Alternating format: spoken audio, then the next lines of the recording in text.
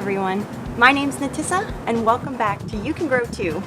And welcome to the last look of the 2025 summer garden here in the subtropics of Florida, where I'm actually dodging some rain and sun coming through the clouds, so we'll see how this goes. But isn't that gardening? You never know what's going to happen. This has been my best summer season yet so far because of having realistic expectations about our summertime here in Florida, where it's just so hot, humid, the pests, and not just the heat, but the sun itself is just so much. But hopefully these clouds will help us out. But also what has been helping, I will admit, is it has been raining more than it has been the last couple of years. And in extreme heat and also pretty much sand for my soil, it has been very helpful. Something recent that has happened that I have told you back on our last tour is that we had to take down our oak tree that has been giving us a nice healthy shade here in the backyard, and also our front yard tree, which had the passion fruit vine on it. Long story short, just major liability and safety issues, and they just had to come down. But we're definitely making some adjustments, and it's definitely going to be interesting to see what is going to happen moving forward. Where the oak tree was, I will say right now we're planning to do a lot of chop and drop with our perennial sunflowers because we need more mulch in this garden. There's also other plans for some sugar cane and maybe some other things, but that's just the initial thought. In the front yard, we put back our pineapples that were there originally. We have some pretty vincas that might just dress up the front yard a little bit. And within those pineapples, a self-seeded pumpkin, most likely some sort of tropical one by looking at the leaves. And that's all I grow. So that'll be fun to see if that takes off. I did freshly mulch it and I'm hoping for the best. And some other future plans to make a wonderful edible ornamental space. And we are planning for a Yaupon holly perhaps to be in the front yard. We will see. Even the carport side of the house, which is the south side, has some self-seeded watermelon along with some spaces in the front yard. Some watermelon just showed up from burying food scraps. And this is a perfect opportunity to see if we can successfully grow watermelon from fall through winter, especially on the south side where the wall is going to create more heat in those colder days, and without the oak tree, perhaps you'll get enough sun. We will see. And also I have a leftover Seminole pumpkin vine that I just put there, and we will see about that too. So with all that said, let's take our last look of this 2025 summer garden. So here is where the oak tree was. And now the bananas, the moringa, all these other tropical perennials are getting much more sun. And this peanut butter fruit tree we saw last time was flowering, and now it's starting to flower again. So we already got our first flush of fruits from it. Also for the birds as well, they got some of the fruits. We have more blooms on the way, and you can see some fruit as well. This fruit does taste a lot like peanut butter, has that nutty taste. And my favorite fruiting tree so far is the Jamaican cherry.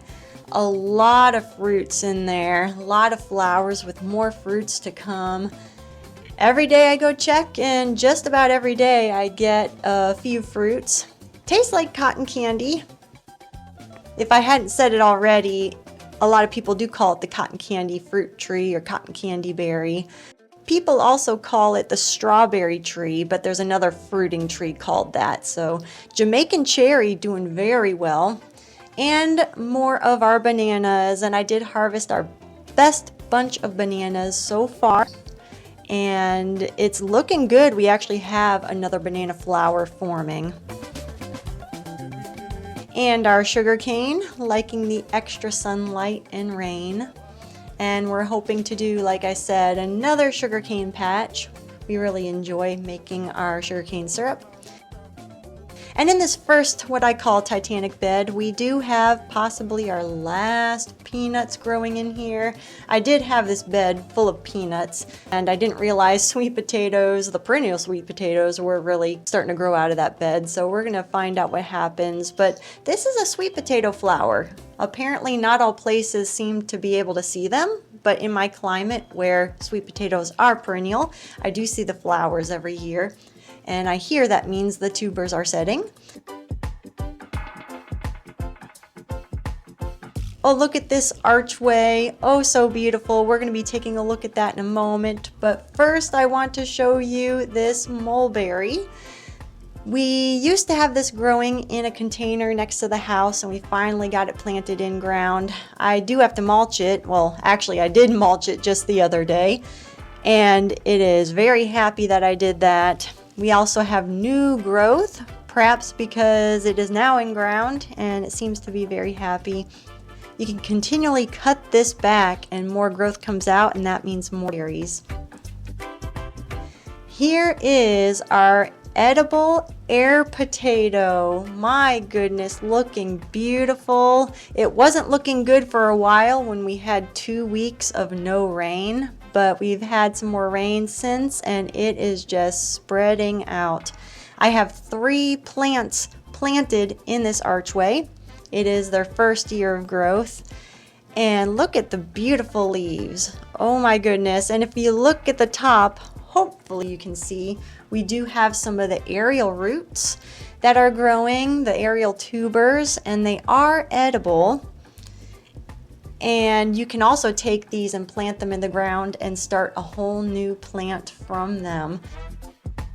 These vines are loaded. I know you can't see them all, and it just seems like every day I go and look, I find more.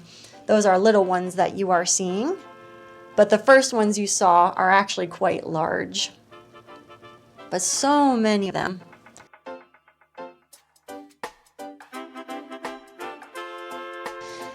What we did discover were holes on our vine, and it is from the air potato leaf beetle that the University of Florida has released, and that was to control the invasive population of the poisonous air potatoes that have been growing throughout Florida. And this particular variety is the same species, Dioscorea bulbifera, as that poisonous invasive plant. So I learned that those beetles like this plant as well. Bit of a bummer, but still beautiful, and we're trying to control them. Going down into the next Titanic bed, we do see a watermelon vine that is dying back, and one of our last watermelons of the season.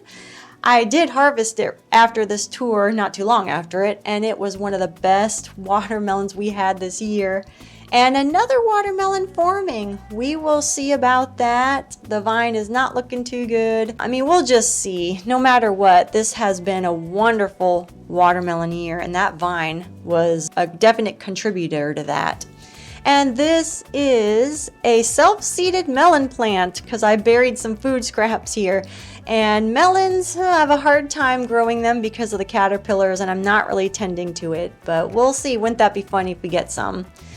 Over into the next Titanic bed, we have this is the middle Titanic bed.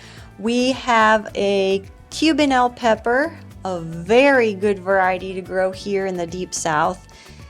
With the shade of the air potato and fresh mulch, some of our last oak leaf mulch, and some rain, this plant has exploded with peppers. One of my top producing pepper plants that I grow, along with my shishitos. And down the line here we have our ashwagandha plant, still looking very good. I need to read up more on how to use them properly. And we do see that there's some critter eating the seeds, so I'm hoping to get some self-seeded plants. That'll be fun. Moving to the back, believe it or not, this is another raised bed covered by all these sweet potato vines. I'm going to do a video comparing these perennial sweet potatoes with some annual sweet potatoes that I have grown. Lots of white fly in there. This kind of happens to a lot of my sweet potato plants, but we're actually going to be harvesting these next week. And looking up, we have a roselle plant as well. Lots of roselle. And next to it is growing a peach tree that actually snapped with our Everglade tomatoes on it last winter. Never got any peaches from it, but I need to be intentional about taking care of it. I admit I do forget about it sometimes. Lunabelle is leading the way into our area where we have our bench, and we're just going to make our way through here. And we're going to take a look at this cassava plant that's behind the bench. I just harvested it the other day, and I needed to do it fast because this I left in the ground when you're supposed to harvest it at winter time. So it's been there a little longer, so we're going to see if the roots are still good, making sure they're not woody or not too much cyanide content in them. You'll taste it if it's super bitter, and then you just need to compost it, get rid of it. But here is our Name yam. And yeah, there's a little hole on there, but not like our other yam I had shown you. That's a different species of yam, and the beetles haven't affected it at all. There's our beautiful plumbangos.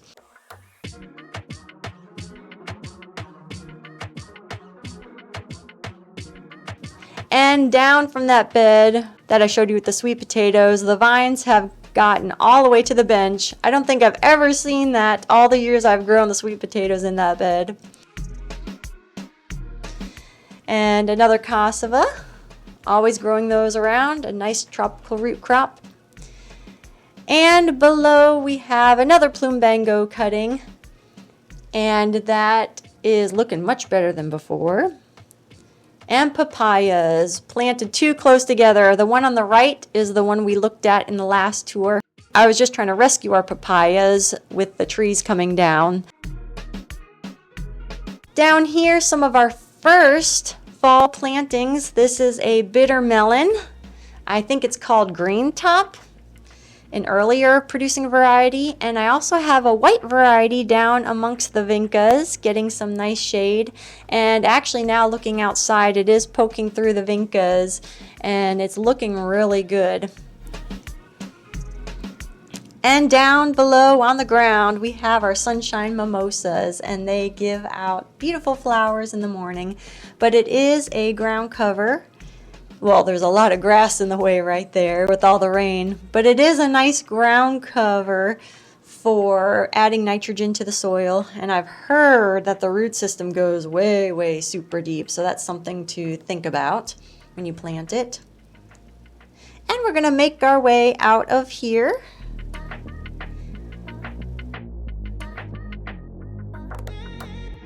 And we're going to look into this bed here, this other raised bed, and we have more roselle, the edible hibiscus. You can eat the leaves. It has beautiful flowers in the morning that turn into these fruits. Also, you'll hear the term calyxes.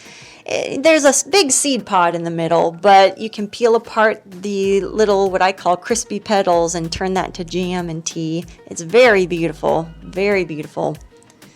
Easy to grow too. And behind there, a scarlet sage. Also very easy to grow. Very beautiful plant. The bees love it. And there's little Lunabelle with her toys. You'll see a lot of toys all throughout the garden. And we're going to make our way into the rock bed. And we're going to first look at these beans, the noodle beans, the long beans. One of my absolute favorites, probably my favorite, is the Thai Soldier long bean. One of my best producers, not just of long beans, but one of our staple crops to grow in the summertime. We get handfuls of these beans every other day. And even when the beans get too big to eat fresh, we pick them very plump and we just let them dry on the counter, and then we shell them, and then we have dry beans later in the season. I also just put out the video of my single seed challenge where one of my single seed challenges was this plant. So be sure to check that out. And this Thai Soldier long bean is still flowering. That means more beans to come. But its days are numbered because we got to get ready for the fall garden. A good chop and drop as well. We got a little bit of rain the other day, and we're expecting more rain. And we have in this container our pink amaranth. Got a lot of bug damage on it, but a lot of new growth. Those are edible greens and beautiful decorative pink stems. And I'm showing you here the flowers, believe it or not. You wouldn't think those are flowers, but those are them, and that is where the seeds come from.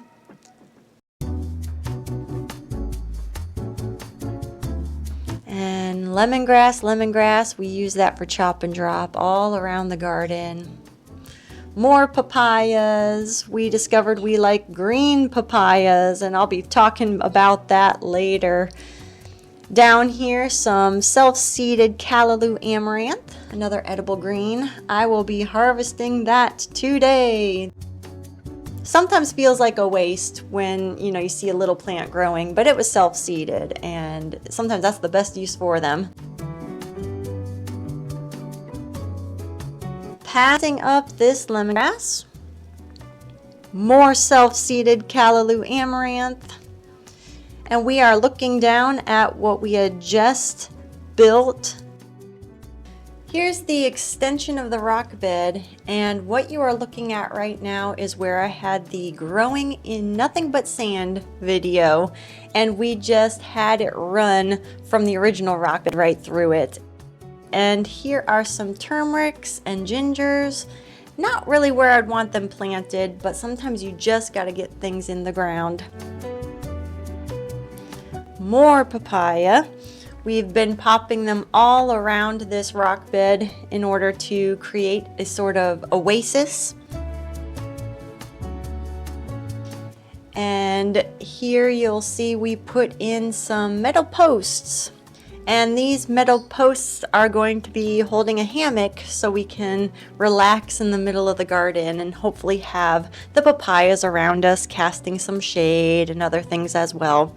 And in the middle area, that is where we actually let it get overgrown on purpose. That is the hangout area for our dogs, and they really like the taller grass and the weeds. And we do cut it back every now and then and use it for mulch, of course, but they really, really like that. And this container, this decorative pot, is actually not made to sit on its side like that. And we have spilling out of it a tatume, is that how it's pronounced? Another name, Calabacita squash. I think it's a Pepo variety, but we have the container tipped on its side, and it's not made for that, so that means the hole on the very bottom is not on the bottom draining, and in that little swoop there, it's able to hold some water. And so far it's looking really good in keeping water inside the pot for this plant. But I have a couple of these tatume squashes growing in the garden, but this is my best looking one. Some caterpillars are getting to it, but still looking really, really good. Very promising for me. We have our strawberry guava.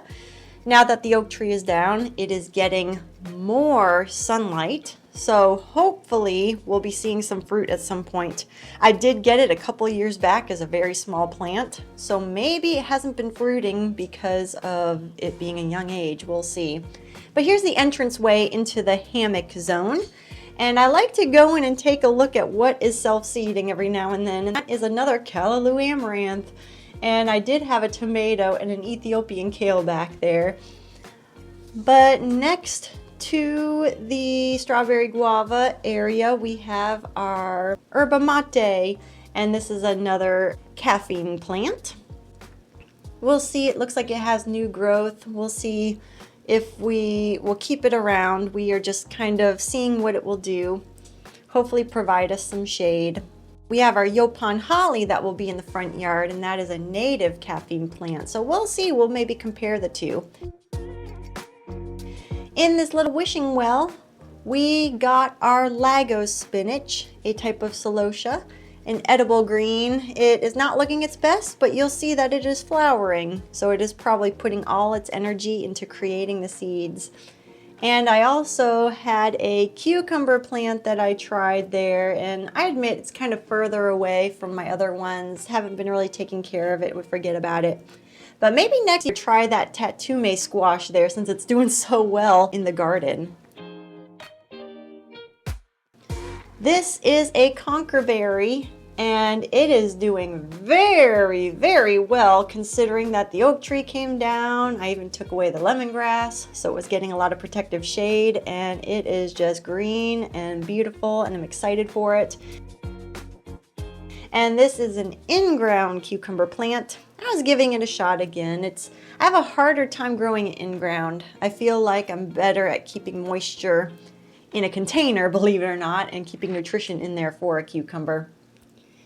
And above it, we have a nice roselle plant casting some healthy shade on what is in this patch. I mean, yes, there's a watermelon growing in there, but I am looking at the African potato mint. I did a whole video on this. It's a nice little tropical tuber, very little, like little potatoes. And very soon we'll be seeing those beautiful purple flowers, and we will be digging up tubers this winter.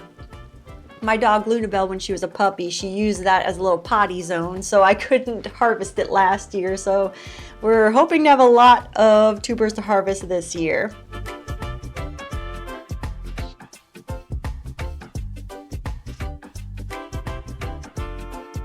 Moving past another papaya tree or plant, we have our edible cranberry hibiscus. You can eat the leaves. It does make those little calyxes like the green roselle does, but nothing really edible about it. But it does make very beautiful hibiscus flowers going toward winter. And more African potato mint. Going out, we're going by the sunroom window. And we have some roselle here, not looking the best, but I'm trying to experiment with this area more. Maybe roselle here and some tea plants in the fall and winter.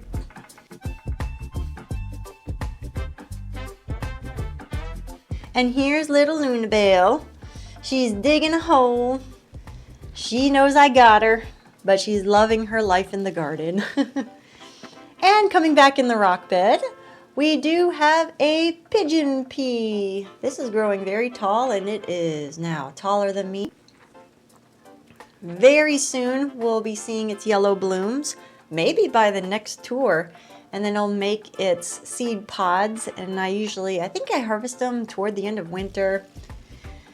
And we are now coming back to where the noodle beans are. Lots more to pick, and we're gonna step our way out here and into what I call the cornerstone bed.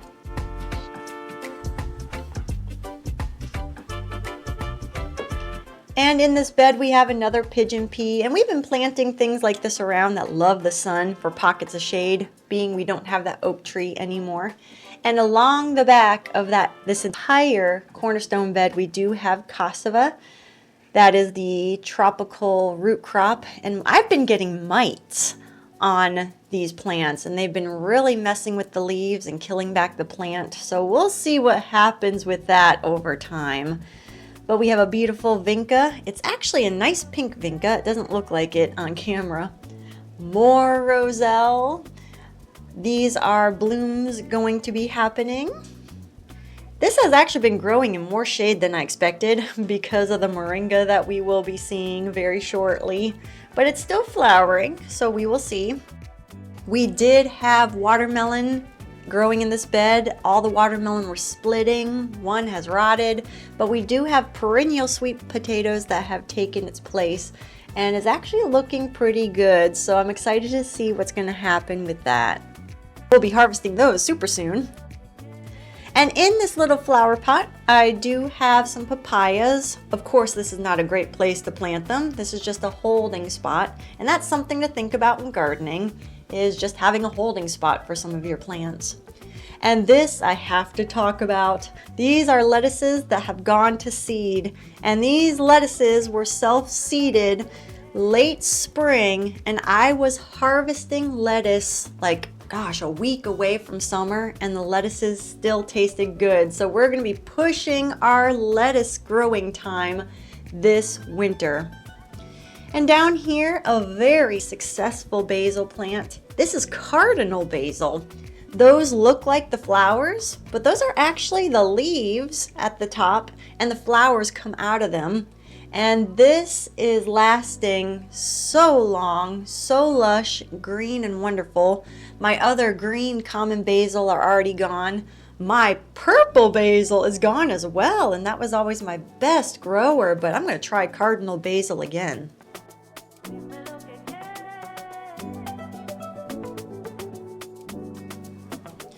Looking up, we have our moringa tree. Maybe that's why everything like the cardinal basil is doing so well, because this is casting lots of shade on the garden. It's an edible green. We have chopped and dropped this thing back a number of times already this spring and summer season, and it just keeps growing. And gosh, I could just keep going on and on about that plant. But also it's casting upon healthy shade on this wonderful cucumber plant. This one's looking much better in the container. I'll put the variety name down here. It is said to do well in heat and humidity. It is an heirloom.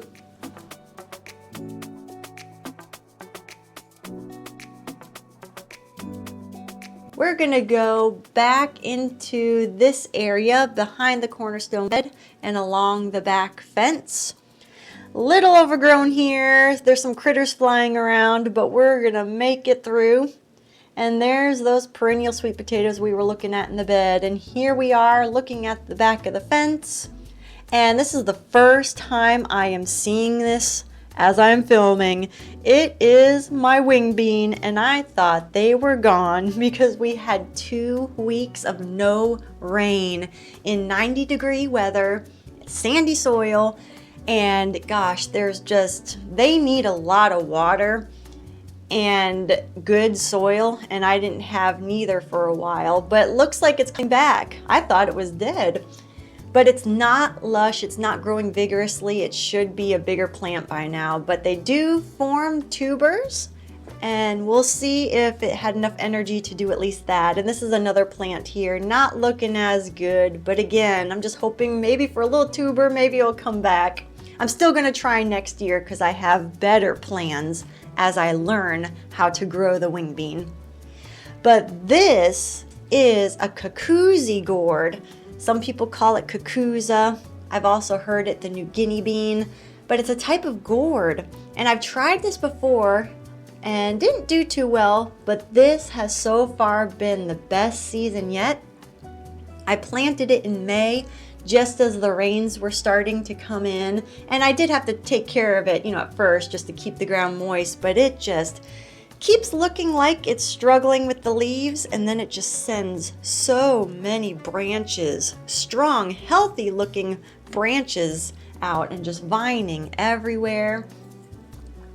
A lot of squash bugs, a lot of eggs on this. My husband and I have been doing our best to tend to that.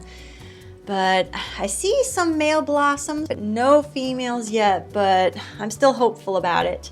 And this is the grapevine we're probably going to take out because we have some muscadine grape plans for our front yard, so I'm excited about that. And below here, and below this healthy cuckoozy vining branch again, is a Seminole pumpkin vine. I'm trying to take care of this because as that cuckoozy goes down, I'm hoping this plant will go out and we will have some pumpkins this year. And we're gonna move down the row a little bit, and I do have another Seminole pumpkin. These can get crazy, I hear. So I planted 2 just in case. I still have like I said earlier, the pumpkin in the front yard and the side of the house.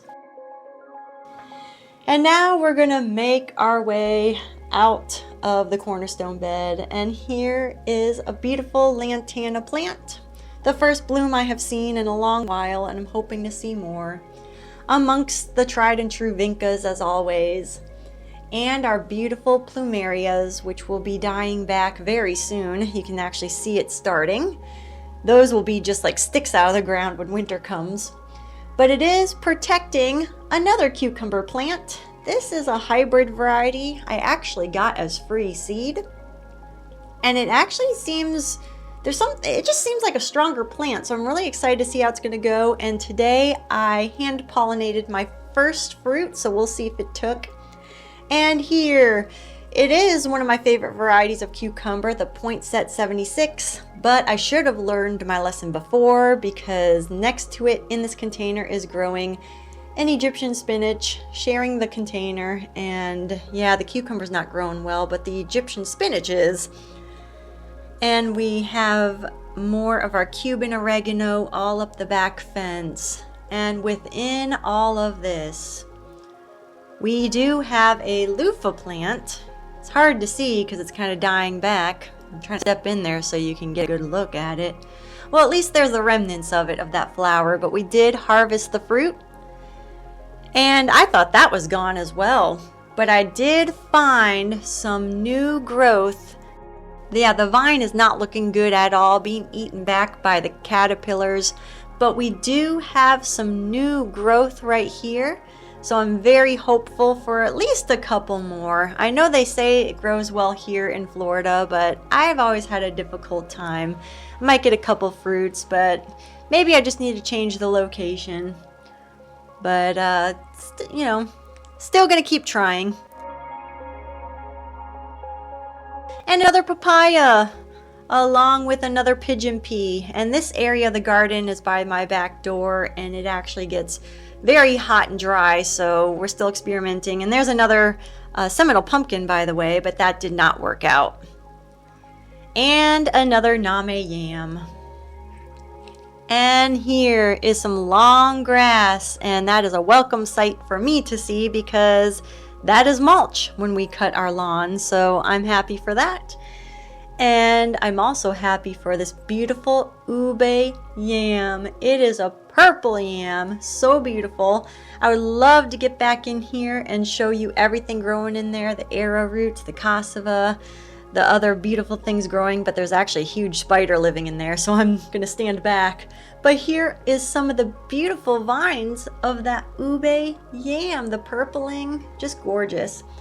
And this is a butterfly pea, and it has purple flowers that you can make a tea out of, and I have done that before. And yes, this beautiful back area, I wish I could show you some arrowroot in there, some katuk by the window, which I actually cut back because that got too tall, but it will absolutely grow back. And more katuk, and below this one we've got a dandelion, shockingly. Along with some Cuban oregano, and this big thing, 4 o'clocks, also known as, ooh, I forgot the name, but very beautiful. They bloom in the evening. And this is blue turmeric, actually growing pretty good on this side of the house. Some longevity spinach and Cuban oregano. Can't have too much. And on that note, let us head back to where we started.